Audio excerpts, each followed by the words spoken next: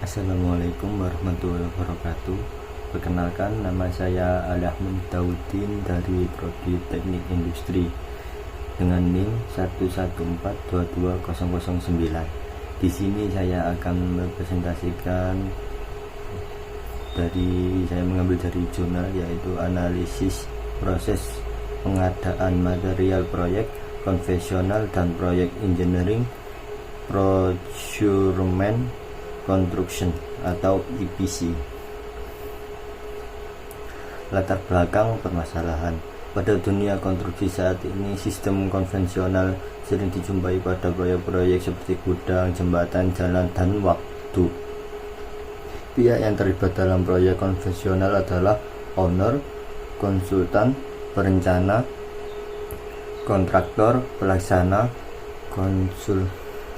konsultan, mengawas. Secara umum, life cycle konvensional memiliki tahapan konseptual, perencanaan pembangunan atau definisi, implementasi, dan terminasi, proyek konstruksi, pelaksanaan, maupun sistem kontrak.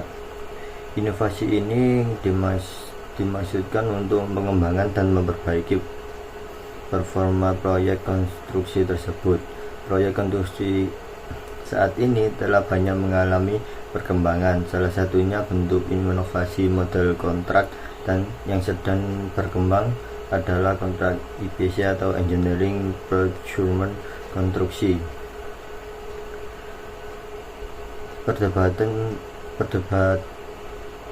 Perbedaan antara jenis kontrak EPC dan konvensional adalah kontrak EPC akan efektif jika digunakan untuk proyek minyak, gas, dan petrokimia, sedangkan kontrak konvensional biasanya digunakan untuk proyek gedung, jembatan, jalan, dan waduk.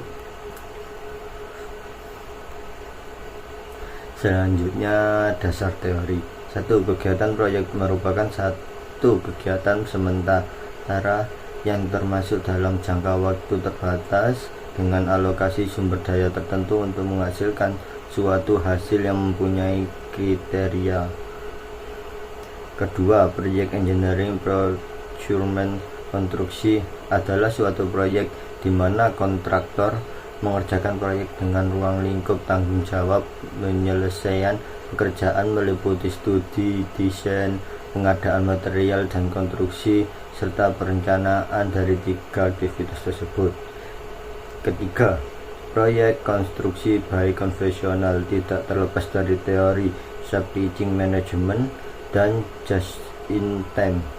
Menurut ujawan tahun 2005, supply chain management merupakan jaringan perusahaan-perusahaan yang secara bersama bekerja untuk menciptakan dan mengantarkan suatu produk ke tangan pemakai akhir.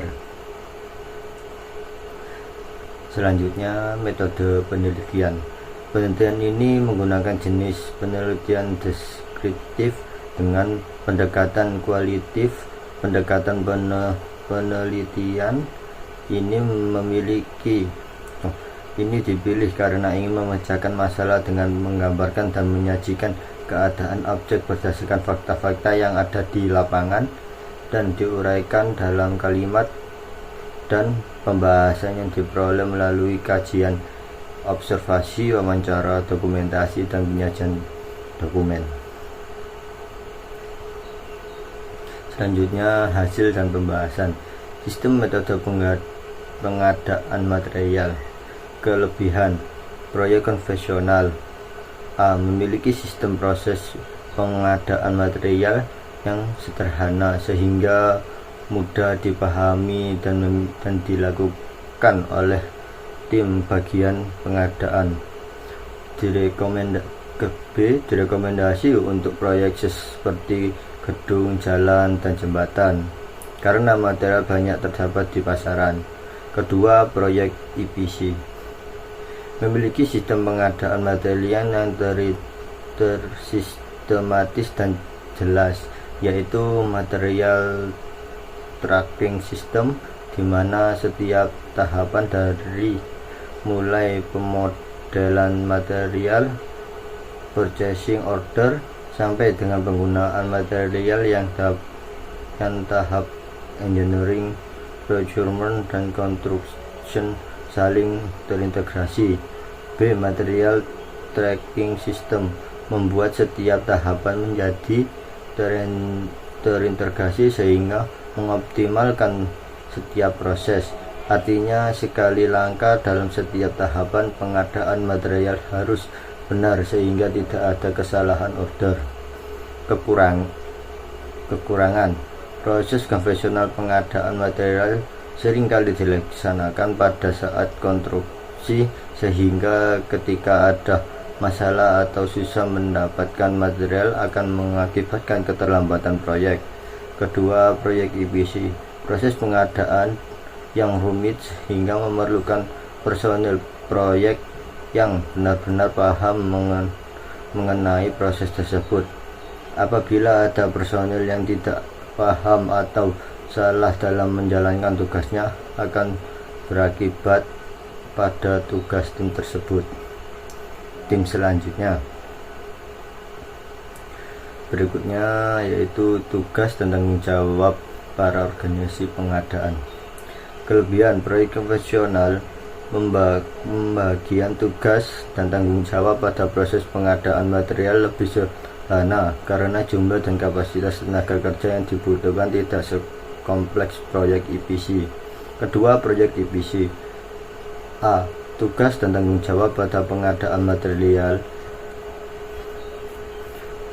detail dan langkah sehingga lengkap dan sehingga memudahkan kinerja.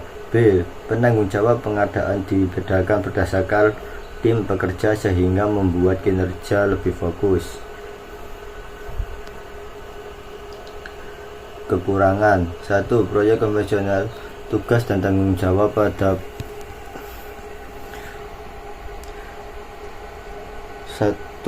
kedua kekurangan proses konvensional, tugas dan tanggung jawab pada pengadaan material terjadi tumpang tindih. Kedua, proyek EPC, pembagian tugas dan tanggung jawab pada pengadaan material sangat kompleks sehingga memerlukan manajemen yang baik dari procurement management. B. Jumlah dan kapasitas tenaga kerja yang dibutuhkan sangat banyak dan kompleks sehingga harus dikelola dengan baik. Selanjutnya, mutu.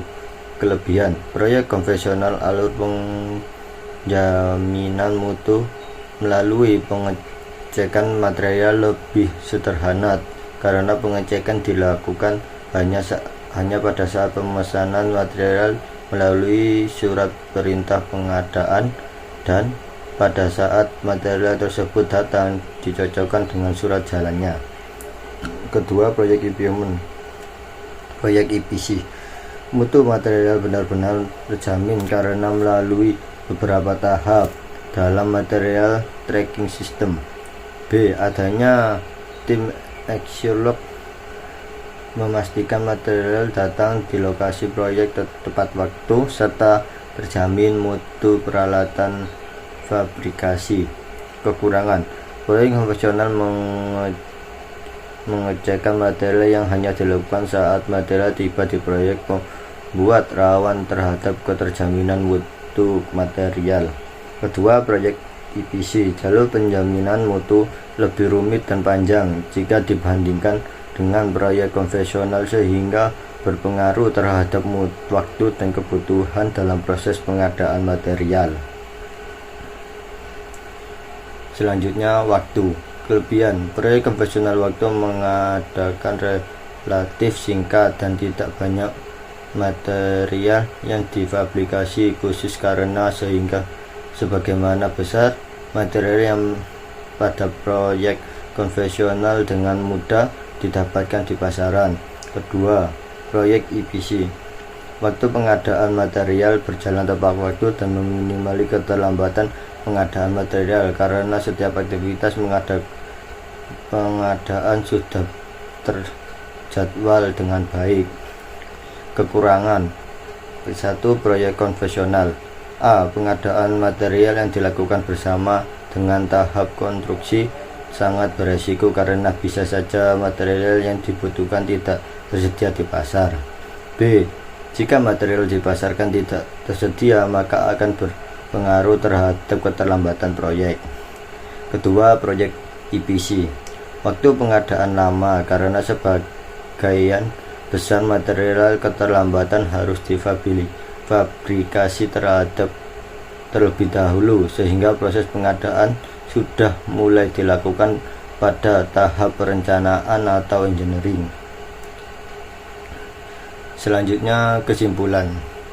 1. Analisis proses pengadaan material pada proyek konvensional dan EPC. Proses pengadaan material pada proyek konvensional pembangunan Gunawangsa apartemen menggunakan flowchart pengadaan material yang sederhana. Kedua, analisis kelebihan dan kekurangan proses pengadaan material pada proyek konvensional EPC. A. Pembagian tugas tanggung jawab pada proses pengadaan material proyek konvensional lebih sedikit jika dibandingkan dengan proyek EPC yang dikelola oleh banyak pihak. B. Pengendalian mutu dan hal pengecekan proses pengadaan material pada proyek konvensional lebih sedikit dibanding proyek EPC. C. Waktu untuk pengadaan material dan proyek konvensional lebih singkat karena dilakukan saat tahap konstruksi, sedangkan proyek EPC lebih lama karena sudah sejak awal engineering. D.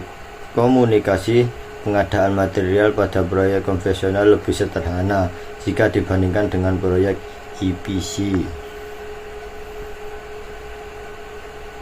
Sekian yang bisa saya sampaikan, apabila ada kekurangannya mohon dimaafkan. Wassalamualaikum warahmatullahi wabarakatuh.